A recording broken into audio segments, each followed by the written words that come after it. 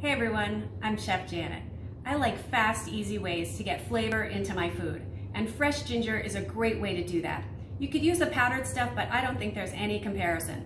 Maybe you've seen fresh ginger in the market and you think it looks kind of weird and I don't know what to do with it. Well, here's how you use it.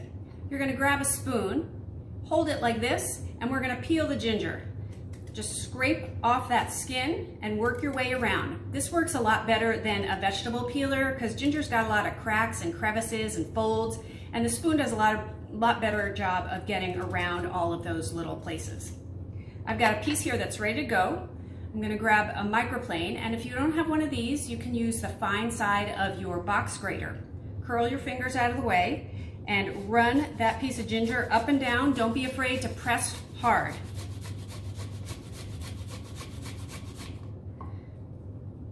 Give it a tap and look at that fresh ginger that's ready to go into coconut milk, a sauce, soup, tea, a stir fry, so many possibilities. If you don't use that whole piece, you can just pop it into a plastic container or a zip top bag, put it in the freezer, and it's ready to go next time you need it.